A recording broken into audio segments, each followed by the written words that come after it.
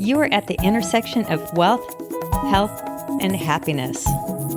Welcome to the Wealthy Wellthy Life.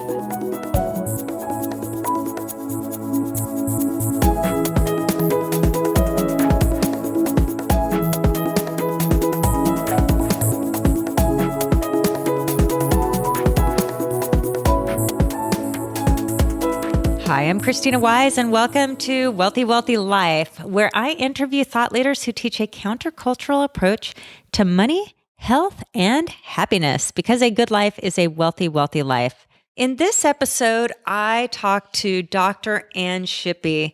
She is a functional medicine doctor here in Austin, Texas. She has her own practice called Ann Shippy, Every Life Well. Ann's a pretty cool story. She's a former chemical engineer who worked at IBM, and she got really sick, and going through the more traditional, conventional methods of medicine, she got very frustrated because they just couldn't get to the bottom of what was making her and keeping her sick.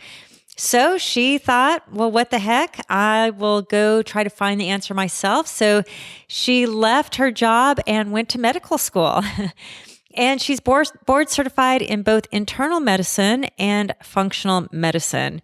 She's an incredible, incredible woman, brilliant, and a huge heart, big soul, and is part of my life-saving team. So I'm not sure I'd be here if it weren't for Ann. So you can imagine how much I adore this woman, but way beyond me. She is all about helping people cure their disease through more of a functional medicine philosophy approach and to get to the place of total optimal health. In this talk, we really go in deep about why and how food is medicine. And that's really where so much of our health starts is through our food, through our diet. We talk about the importance of cell health and how important, like the health of our cells really dictates our overall health and how we feel and how much energy we have. We talk about labs and supplements that almost all of us should consider. And we talk about why most of us are toxic without even knowing it and how to detox for healthy living. So enjoy. And it's so great to see you. Thanks for coming to the Wealthy Wellthy headquarters. It's fun to have you here. Oh, it's so great to be here. I'm really happy to get to share some things with you today. Well, you and I always have so much fun when we have a conversation. And I love to tell everyone this, that, you are my personal doctor, and I so appreciate you for my own sake and my family's sake, but just what you do for the world, that you have such a gift and such a heart and such a passion to help people learn how to be healthy. And you're an MD, and you started in, let's say, more the traditional side of medicine and have moved over to this functional medicine side. So for those that are listening that have never heard about you before, heard some of you are my previous conversations, tell us a little bit about where you started, the traditional medicine and what that is, and this functional side and what this is and the difference. Well, just to start out, functional medicine has actually really helped me personally tremendously to overcome an autoimmune disorder. But my path is a little bit indirect. I started out as an engineer at IBM, a chemical engineer, and I got sick at that time and had to piece together what I needed to do to heal. And that's when I decided to make the transition into medicine. So I went to medical school in my 30s. And then when I was finished with medical school and residency, I had 2 young children and decided, even though I knew I wanted to do more of an integrative medical path, I did do traditional allopathic medicine for a few years. And then that's when I developed my autoimmune disorder. And I knew I had to get back on my path and really seek how to help my body to heal, not just take the medications that would have been Band-Aids. So fortunately, functional medicine training was available, and it was very, very small at that time. There were 30 of us in my class, in my group. And it helped me to really get back to the biochemistry and physiology and apply my engineering brain to how to help my body to get my immune system to go back into balance and get my autoimmune disorder to go away. And then that's when I made as I was realizing, hey, this really works. That's when I opened my own practice about 10 years ago and started helping patients in a functional medicine way. So what is the difference? Like, to simply explain the difference between traditional allopathic medicine and functional integrative medicine. So with functional medicine and integrative medicine, we look for what is really out of balance in the body. So that we have a lot of tests that we can use that use the latest science and technology to look for nutritional levels and how different biochemical pathways are working, looking for toxicity and how detoxification pathways are working, genetics. And that's actually one of the things that's really one of the most fun things that I do is finding that there's a genetic pattern and then overcoming it with nutrients and diet and that kind of thing. We're not just a lot of genetics that cause illness can actually be influenced by the environment that we put our genes in, by what we eat, and avoiding environmental toxins. And that's a whole new fun conversation, the epigenetics and so many new discoveries. So clearly we could take our conversation down lots of different directions today.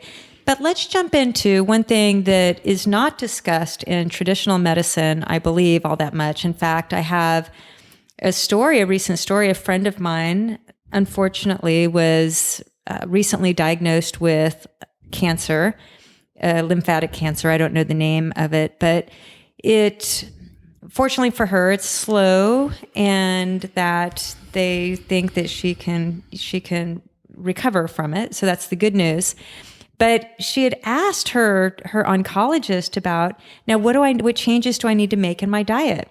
And the oncologist said, oh, your diet has nothing to do with your recovery process. We're going to go through this protocol and with the radiation, the chemo, and whatever it is to help save my friend's life. But I've just found it fascinating and so hard to believe that a leading oncologist there where she lives was straight out said, nope, diet has no influence over your recovery.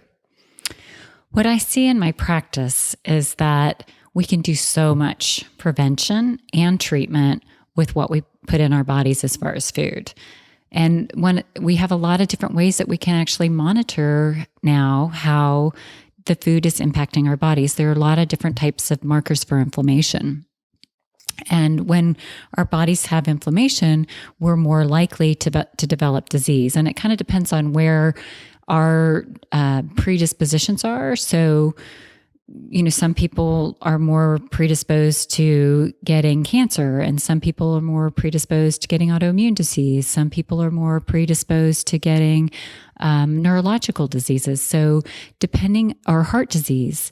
So depending on where kind of our weak links are and the type of inflammation that we have in our body, we develop disease. But and that's really what I want to share about today, is that there are things that we can do proactively and preventively to help reduce that inflammation and to detoxify and help to reduce the risk for these illnesses happening. And then if we do have these illnesses, then the kinds of things that I'm going to share today are actually really mandatory to give the best chance for recovery.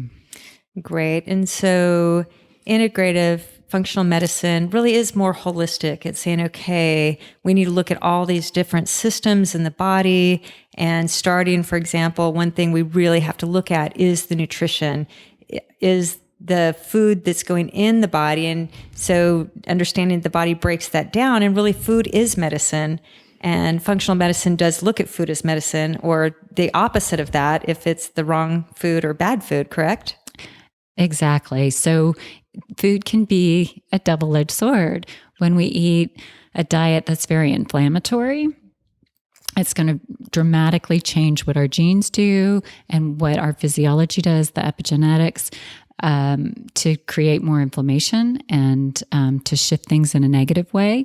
But then when we put foods in that our bodies really need and are low inflammatory, we can dramatically shift the process in our body and these markers for inflammation, as well as many others. So to be optimally healthy, there are many things that we need to look at, but let's just start with food, because there's a lot of misunderstanding, misinformation, confusion about food and diet. And every day something new, you read something on the internet that says, hey, this leading study says this is good for you. And then the very next day something says that's bad, but this is good. So how do we discern the good information between bad information? I mean, that's not a question necessarily to answer here, but it is confusing. So can we just maybe break down between the two of us and this conversation? Do you mind talking about food a little bit, maybe simplifying it and demystifying some of this confusion? I would love to. That's one of my favorite topics. Yay! Because it's so powerful, and there's so much we can do just with food alone. So I think, just even with all the different information out there, I think most people, you need to find somebody that you really trust to curate the information for you, because studies can be done really well or they can be done poorly. And even if they're done well, sometimes the conclusions don't really match what the data shows. So you need somebody with really a science brain to actually thoroughly investigate what the studies truly do show. So there, some of the interesting topics that have come out in the last couple of years. One is, what to do about meat. Do you need to be vegetarian or vegan, or is it okay to eat meat? And then there's a whole lot of information that's coming out about a paleo diet. And so many of the people that are promoting paleo diets are saying, the bottom of the pyramid, like 50% of the bottom of the pyramid are actually eating meat. And so for me, when I see what actually works for patients in my clinic, as well as when I look at the studies that are out there, I can debunk a few of those findings. I do find that meat is healthy, but you have to choose the meat that you eat carefully. You want to have meat that's actually raised in a healthy way. So a lot of times the grass-fed meat is much more healthy than the corn-fed meat. And you don't want to have the meat that's filled with hormones and antibiotics, because those actually are in the meat that you're eating. And then you don't want to have meat that's fed a lot of food that has pesticides in it, because that will also collect in the animal's body. So the corn raised with Roundup and the other pesticides and chemicals. So it's really, meat can be very healthy, and we actually need it to be able to efficiently rebuild muscles and make chemical messengers in our bodies, and to be able to detoxify. So are you saying yes to paleo or no to paleo? I'm saying yes to paleo. Okay. But I'm saying get healthy meat, and then don't put it at the bottom of the pyramid. It should be more like 20 to 30% of your calories, not over half of it, which I think that's actually what a lot of people are doing when they start a paleo diet. And I would agree with that. I think naturally what we think of, just common sense, hearing the paleo and what we read out there, is that paleo equals a meat diet. And you're saying, no, paleo doesn't mean a meat diet. Paleo, I believe you recommend a paleo diet, but let's talk about saying yes to paleo. But what is a paleo diet? And from your, how you recommend it. From a Shippy standpoint, the Shippy paleo, the bottom of the pyramid or half of the plate, depending on how you look at this graphically, and this will actually be on my website so you can see it, not just hear it, but half of the plate or the bottom 50% of the pyramid should be vegetables. There's so much overwhelming data that we need plants. We need the phytonutrients, the little, the things that give the plants the color. And then a lot of the other aspects of the plants really help our bodies to run more effectively. So we need to be teaching our children from young ages to actually eat vegetables, and to help them grow and do prevention as well. All the way through our lives, we really should be eating a lot of plants in our diet and finding ways to cook them and prepare them that are really tasty. So let's just break down plants. What's the importance of organic versus non-organic? And are there some plants that are okay to buy non-organic? Because organic food can get rather pricey, but is it worth it? It is worth it for certain fruits and vegetables. The Environmental Working Group, their website is ewg.org, does a great job of updating this annually. So they just sent out an update for 2016 that actually has strawberries as being the number one item on the don't eat unless it's organic. So that's a new finding. So they update that information. So they have a list of the most important 12 to 15 each year that you need to always buy organic or don't eat if they're not organic. And then they have the safe 12 to 15. So that usually tends to be things that have a peel on it. So things like oranges and grapefruit, avocado, pineapple, that you actually take the peel away.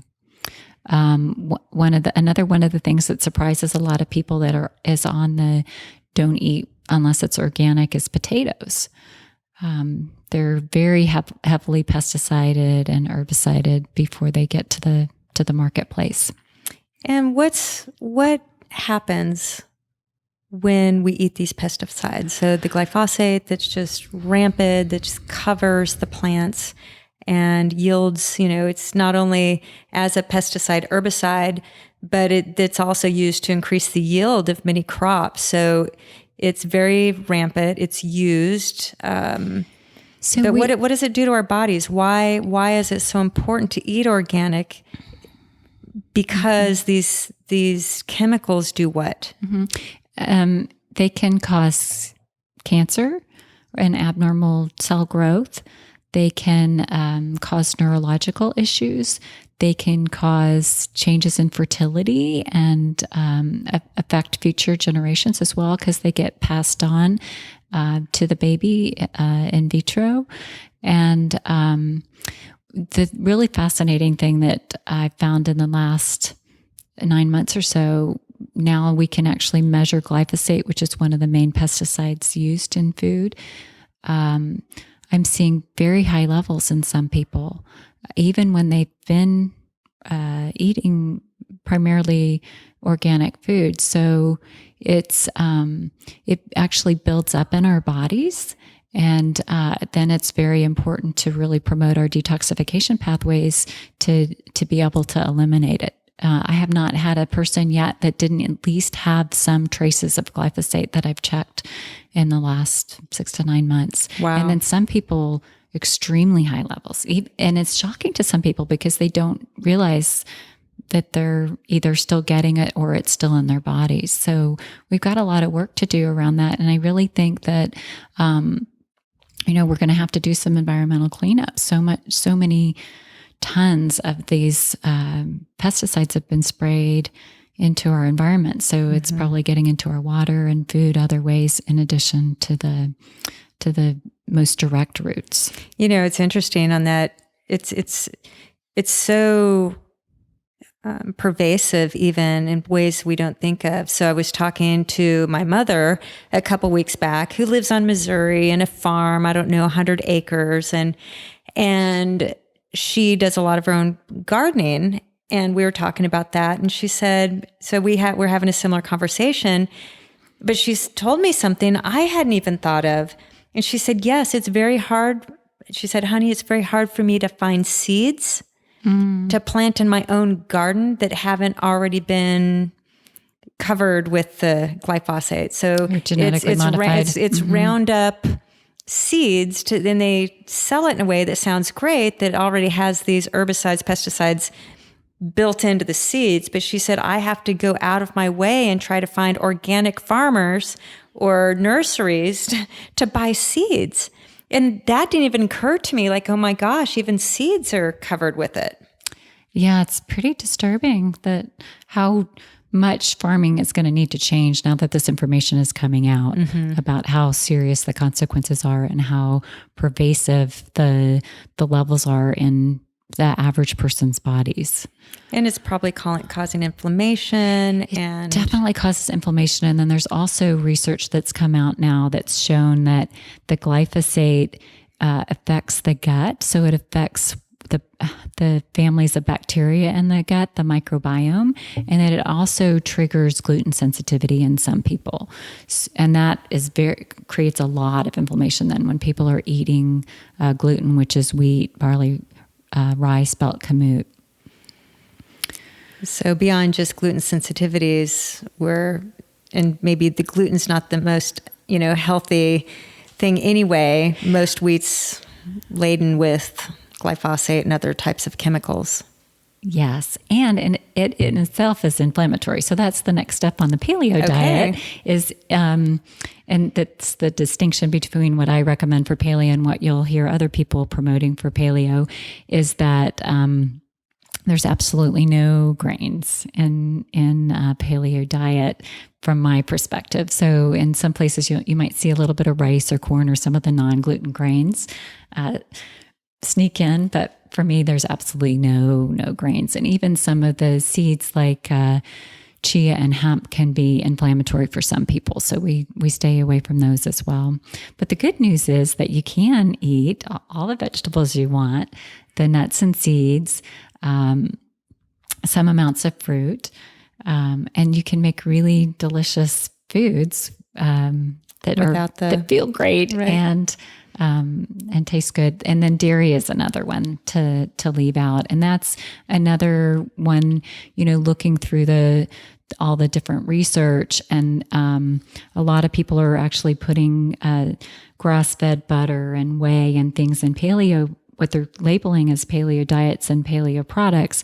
But from what I see in my practice, that does not work. All dairy, even those that are being promoted as being paleo, increase inflammation. And it's actually kind of shocking with for men with the increased risk for prostate cancer, including dairy in the diet versus not, and then early menarche for children.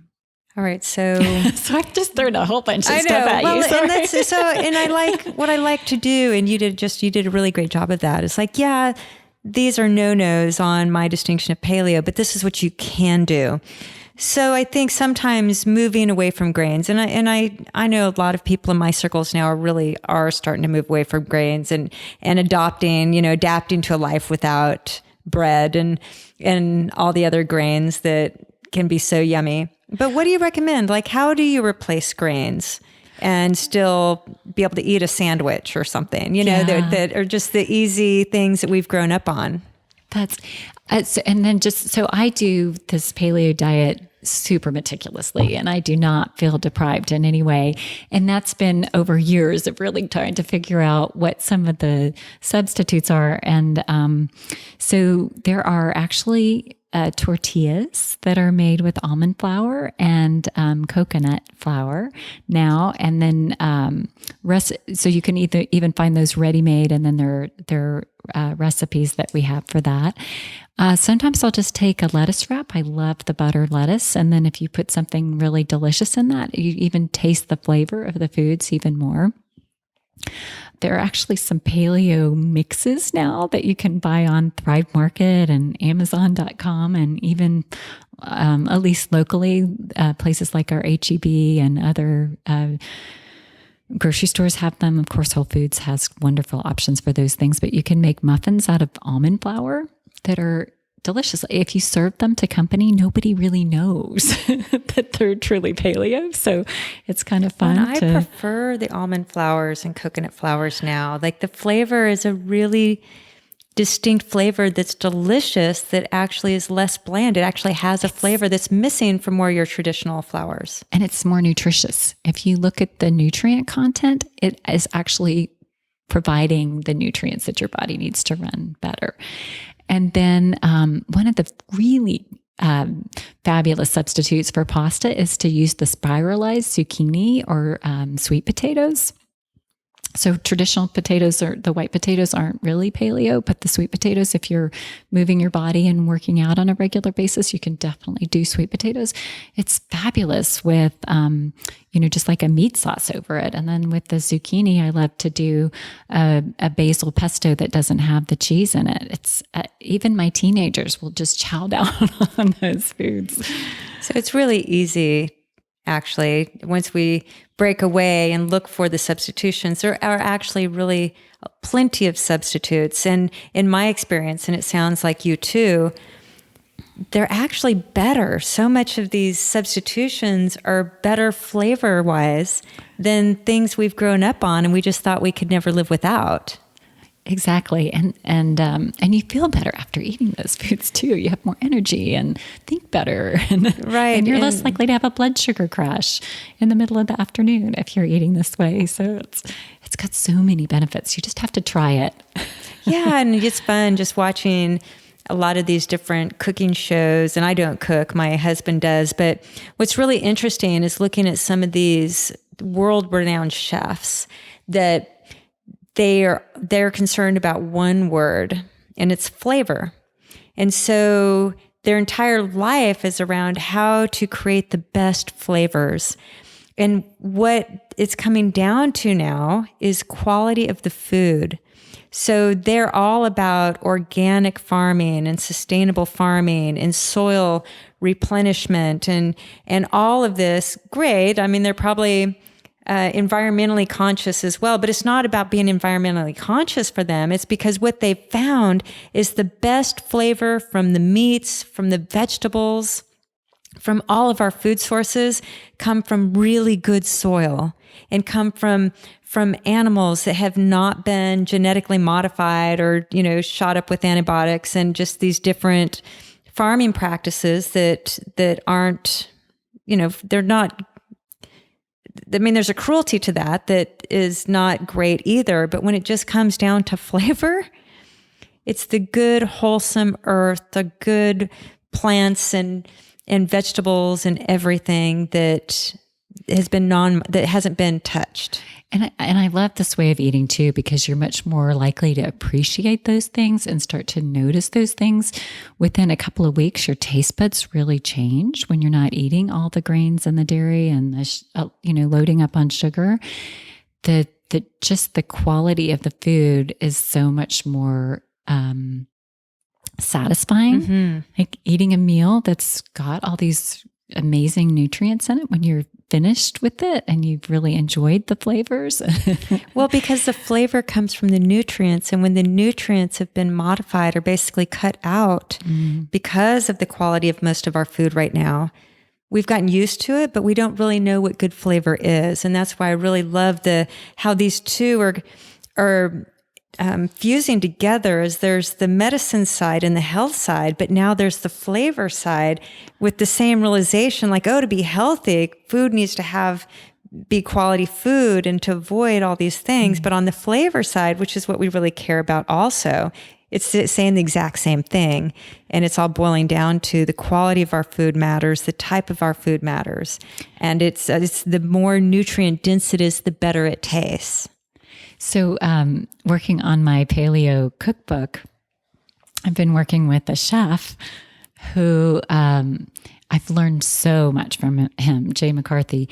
And there's so many little pearls, like even how to pick out an avocado and how to pick out the best tomato. And some of those things we'll have in the cookbook because it really can make a difference.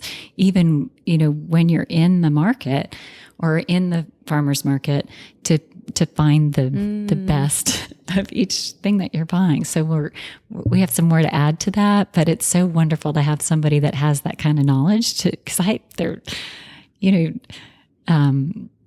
had no idea that it could make it that much of a difference in the flavor, like the shape of the tomato. Yeah, that's incredible.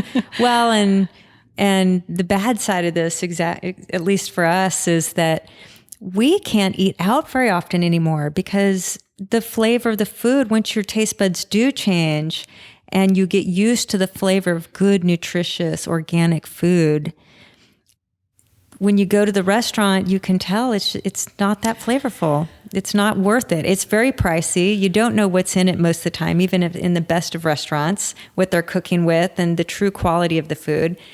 And bottom line, it just doesn't taste as good. Yes, that's true. Anyway. We are lucky to have some really great Austin. We do. Austin in Austin, we have great restaurants. But, it makes you appreciate cooking at home more. It does. Mm-hmm. All right. So you've said no to grains, but we can substitute with different coconut almond flours and different types of flours if we want to make our own bread or find some of these products maybe in our grocery store. You've said no to dairy. And how do you, cheese and cream in our coffee and no to all of that? No to all of that. Even small amounts can throw off somebody's cholesterol profile when I check it. It's been really fascinating, or increase some of the inflammatory markers. So the good thing is that there are some good substitutes for that as well. There's a brand of almond cheese that I really like now. It's the Kite brand, Kite. And then, so they have a yogurt and several different types of cheeses. Then there's a coconut yogurt that I really like, Koyo. It's hard to find, but right now, but I'm hoping that they're going to really get greater presence. And then you can always make your own yogurt using coconut milk or almond milk, those kinds of things. You can get a little coconut or a little yogurt maker on Amazon. So mostly vegetables. Are all vegetables okay? Meaning they're starchy, non-starchy? I highly recommend that you eat at least 50% of your diet cruciferous vegetables. So those are broccoli, cauliflower, cabbage, kale, arugula. There's a whole list of them because they really help you to detoxify. They help to balance hormones, prevent cancer, make glutathione, all kinds of things that are really important to get and stay healthy. And then they have lots of fiber and phytonutrients and other really great things. Then there's another group of vegetables that would be things like zucchini and squash and asparagus, celery, that also have another really nice mix of phytonutrients that are great. Oh, beets. Beets are such a great food. And then there are the more starchy ones like the sweet potatoes and I guess beets could go in either category, the more starchy, depending on how big the serving size is. So as long as you're exercising and still really focusing on getting lots of the cruciferous in, I think some of the starchy vegetables we kind of need, especially once we take the grains out, to give us a little bit more of the carbohydrate side of things. So, some people that tend to get a little bit low blood sugar or they're working out a lot really need to get a little bit of those more starchy vegetables in every meal. And then other people still, feel fine with it without eating many of them. So mostly vegetables, no to grains, no to dairy. And then you need fat. So that really is, the whole mission in the 70s and 80s I guess in some in the 90s, to do a low-fat diet. All of that has been debunked now. And it totally makes sense because we need fat to build cell membranes and to help with metabolism. So we definitely need to get the hydrogenated oils out, and there are laws and things that are taking place to get all of that out, and it's happening fairly rapidly. But a lot of people are still afraid of fat, and you just can't have a healthy brain unless you eat some fat. So the good fats are things like olives and olive oil and avocado and nuts and seeds. So include some of those every day, more like 5 to 15% of the calorie intake. And we're not so worried about calories when you eat paleo, but you definitely need some of those fats without overdoing it, like eating a whole jar of cashew butter because it's so delicious. That 1 tablespoon turns into several.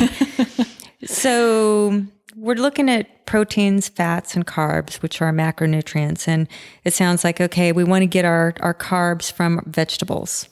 Yes, and little bits of fruit. And some fruit, but not from grains. Not from grains. And not from sugar. Let's talk about sugar. Sugar's evil.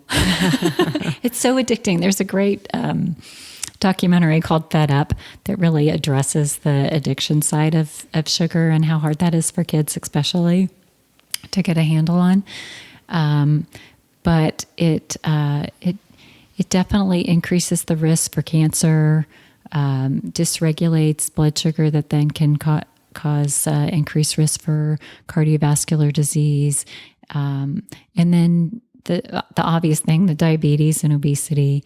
So once we get off of sugar, our taste buds change and we don't really need it again. So some people need to go cold turkey and just stop it. And then other people kind of need to titrate it off and find substitutes. But once you're not eating it, you really don't want it.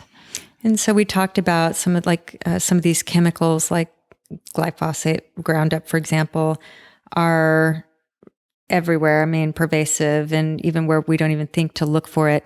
But sugar is also. And on a label, there's different names for sugar. So what should we be looking for when we're trying to eliminate sugar from our diet? Outside of what's obvious, like, a candy bar or something. Yeah, I was actually kind of disturbed the other day.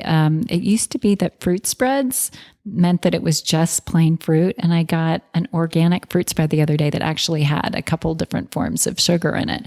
So you want to look for really just foods, the names of foods that you recognize. And if it's something you don't really recognize as being an actual food, then just don't buy it. Great. But on the ingredients, there's usually a lot of sugar that's inserted into these products that we just don't think of, we're not aware of, and sugar's added everywhere. Right. So to processed foods. So you've got to read the label on everything. Yes. Don't just assume that. And even the artificial sweeteners, that was being touted for a number of years as being a good replacement for sugar. And I actually think it's worse. The studies now show that it actually increases the risk for diabetes to use the artificial sweeteners. And they're also very challenging for people to stop taking in their diet. And what about the sugar alcohols like xylitol or erythritol or these different? So you just mean like the artificial sweeteners that are NutraSweet and... No, any of the chemical ones. Okay. So all of those OLs, the alls should come out. And those actually disrupt the gut flora for most people. So they can contribute to the good bacteria in your gut getting out of balance. So all right. So carbs from vegetables, not from grains, and stay away from sugar at all costs. It sounds so hard the way you say it. Well, the thing is but when you add a lot of fat to your vegetables, they're amazing. So when we cook with organic coconut oils and when we put high quality olive oil on our salads, I mean, food can taste really delicious with just the fruits and vegetables, for example. And I mean, the fats in the vegetables. And we have a less of a craving for some of these other foods. That's absolutely true. And the other thing that I have really enjoyed doing is adding a lot more of the fresh spices if you can get them, yes. if you have access to them. If you throw in a little bit of basil or rosemary, it just makes everything taste so good. And the spices are actually really good for our bodies too. Yes, and I think that's something new we're learning is like, wow, there's so many nutritional benefits, health benefits to these spices that we've always thought it's flavor. But I think traditionally the generations have always known that there's the health benefits to these spices that we don't even think about now. And it's so easy to throw in some cinnamon or turmeric into things. And we just need to have them handy and ready to throw in. And what about when we have a sweet tooth? Are there some sweets that on occasion or in small amounts are okay? Absolutely. There's so much you can do on the fruit side of things. Making a sauce or jelly or some type of a baked dessert where you put a little bit of almond flour on top of it. I did one over the holidays with some baked berries, a little bit of honey, and used some macadamia nuts and cashews to make a topping. And it just evaporated. Everybody loved it, and it was so healthy. So the little bits of honey and maple syrup for those special occasions, or if you have a really significant craving, you can take, just put a little bit of honey in tea, and that can be very, very satisfying. Mm-hmm. And then fat. Let's tackle that real quickly. Healthy fat, stay away from fat. So not all fat's created equal. Right. So the nuts and seeds, the avocado, the olives, those are, and the coconut, those are really good fats to have. The ones to avoid are high amounts of the animal fats and the hydrogenated oils, the vegetable oils. And there's a lot of controversy now around the nut oils and the seed oils, but so far we'll have to see how the jury comes in on that. I'm still actually using some macadamia nut oil and some grapeseed oil. There will be more data on that as we go. But what oils to stay away from specifically?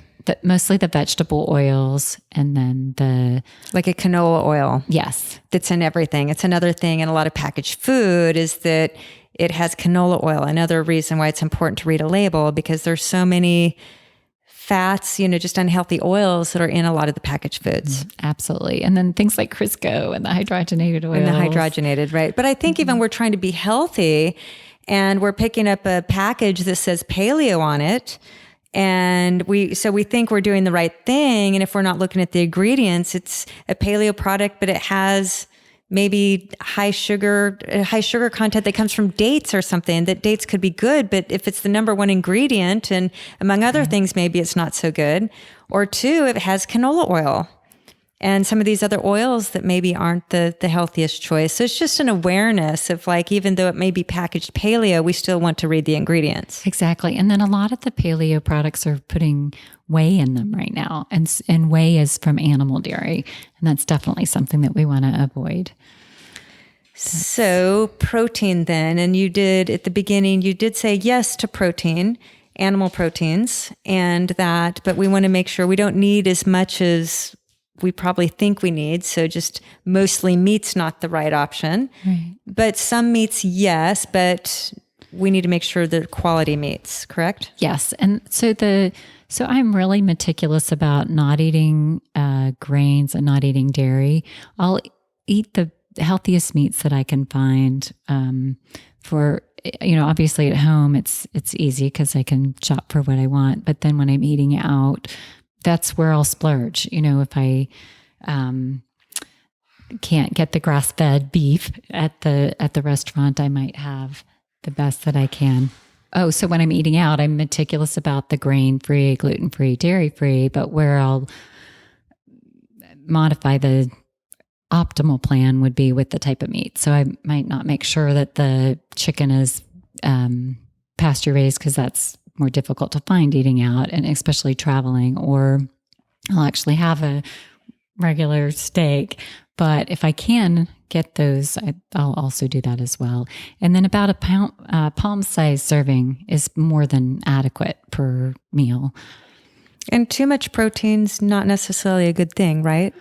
Right. It's it can increase inflammation and also have room to get the other nutrients and things that you need from the vegetables and the other plants. And so there's the grass-fed meats, for example. What about fish? Oh, I'm opening up a can of worms here. So unfortunately, what I'm seeing in my practice is that our fish are really getting contaminated. I'm seeing, for people that are eating a lot of fish, I'm seeing very high levels of metals.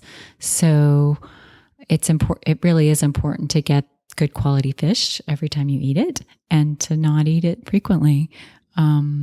So if you get the wild caught salmon, and there's also another application on an environmental working group, ewg.org, that helps you to make the healthiest fish selection. So it depends on what water they were living in, and then also how big they are. So the bigger fish like tuna has a longer period of time to be able to accumulate toxicity. And so those are some of the fish that we should stay away from 100% of the time, which is so sad for me because I could eat fish every day. I know, me too. Well, I used to have a predominantly fish diet and have had to change that just based on my own heavy metal issues, right?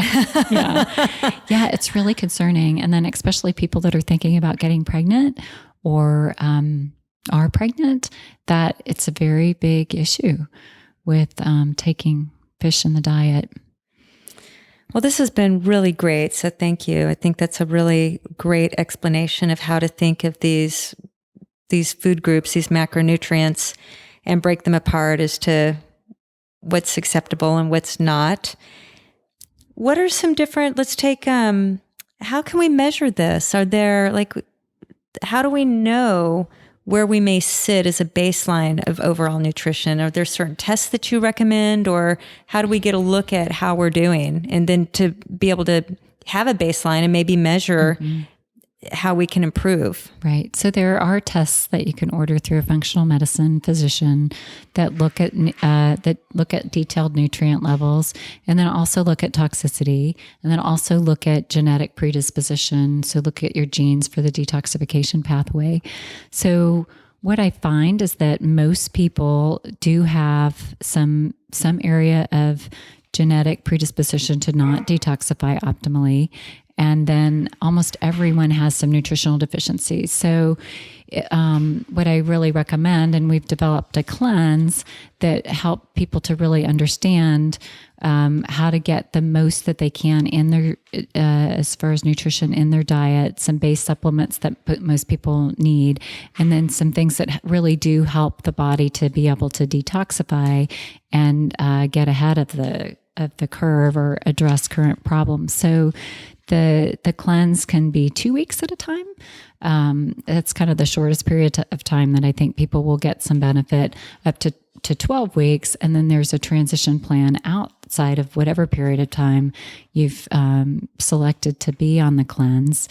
It consists of a shake or two a day that has a really good quality protein and some things in that shake that promote detoxification.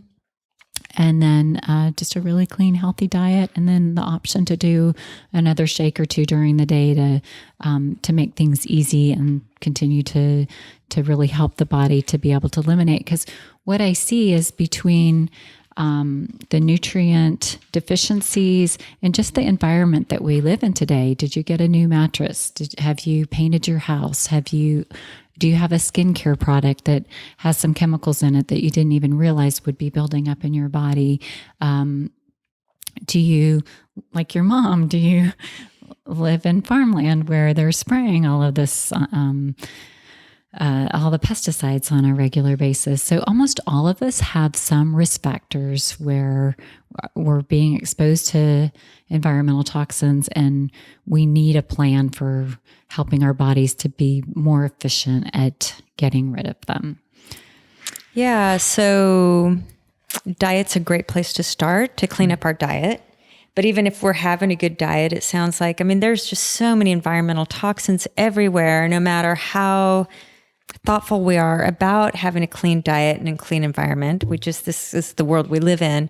So beyond that, it's the place to start. Mm-hmm. But you're saying it's actually good to do a periodic cleanse and detoxify, just a detox, and allow our body the space to cleanse the stuff that we do accumulate.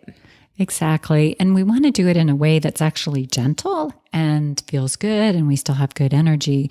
Some of the cleanse programs out there, like the juice cleanses, don't provide the proteins and things that we need to be able to detoxify effectively, and people can actually feel bad for a little while or go into a major ketosis, which really isn't optimal for the body.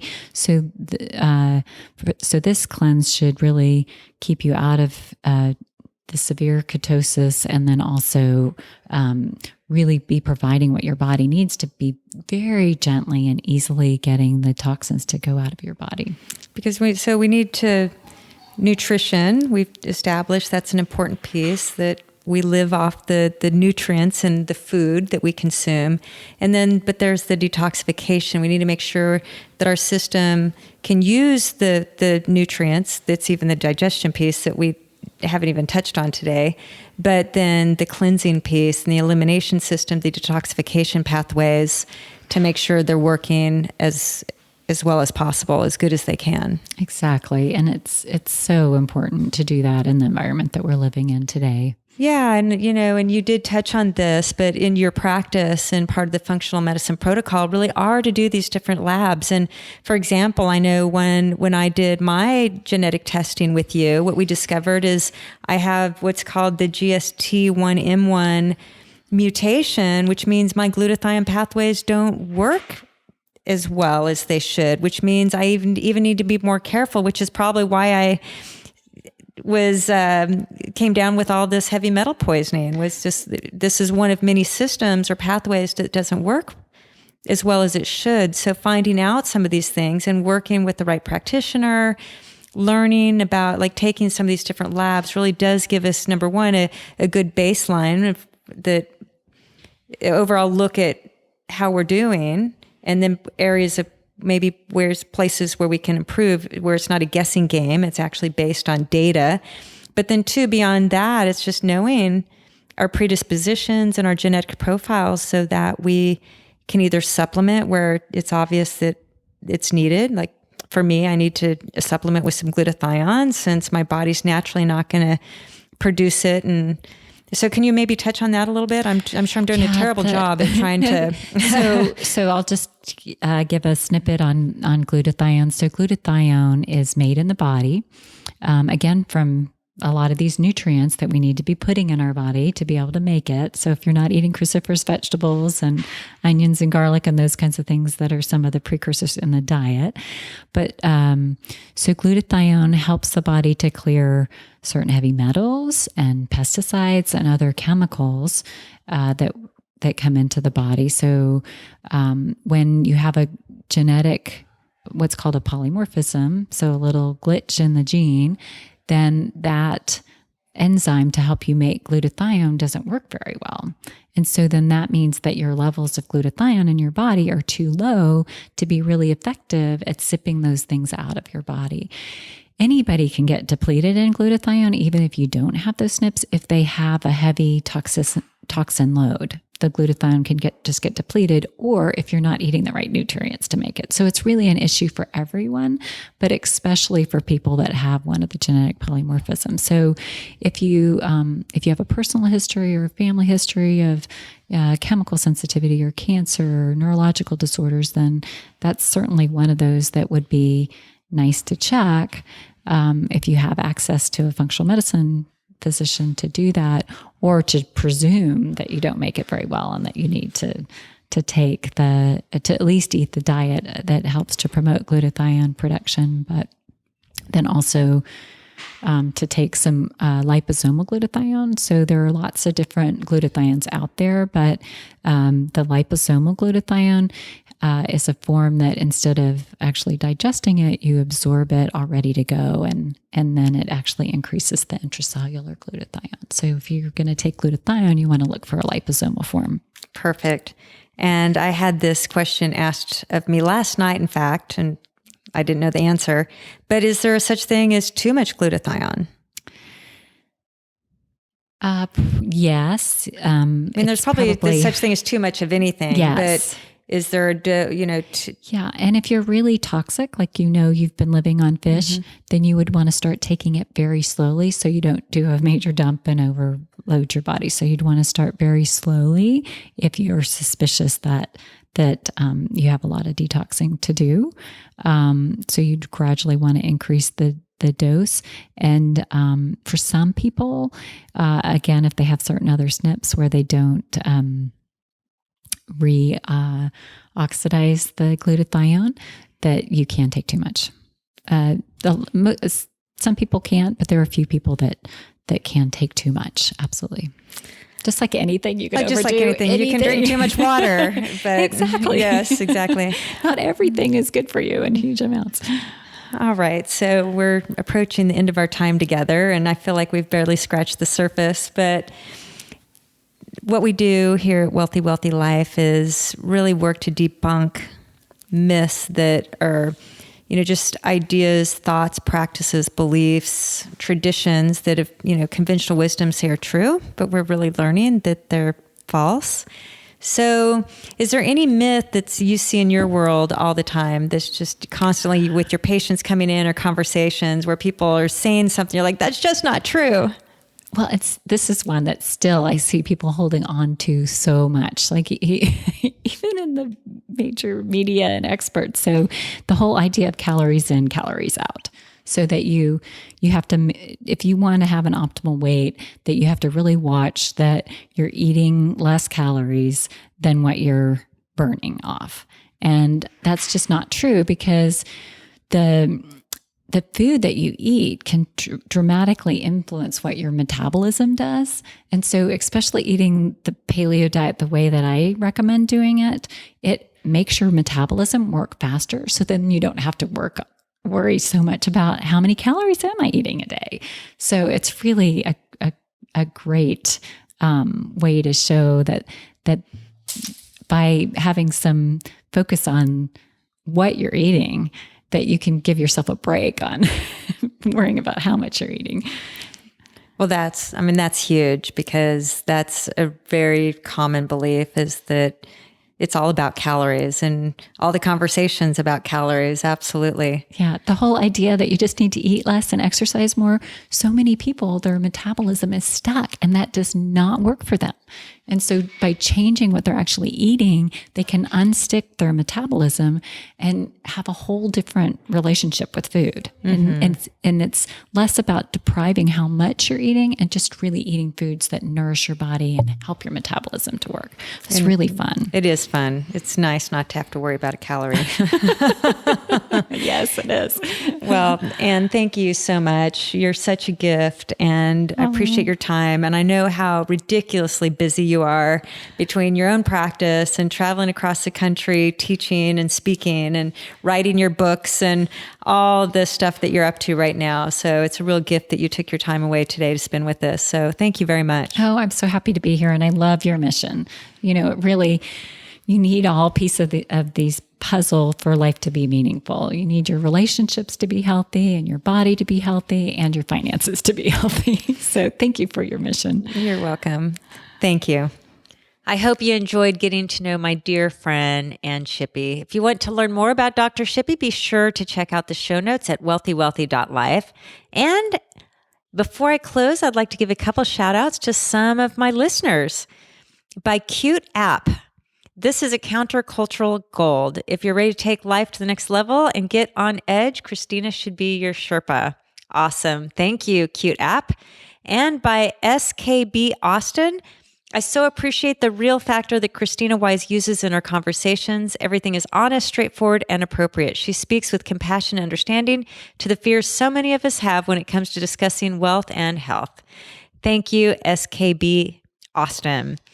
I love hearing all of your feedback. So please, please, please leave a rating and review. I'd so greatly appreciate it. And I'll be sure to give you a shout out in a future episode. Up next, good friend of mine, Lynn Graft, and we're going to talk about the art of storytelling in business and for entrepreneurs. See you next time.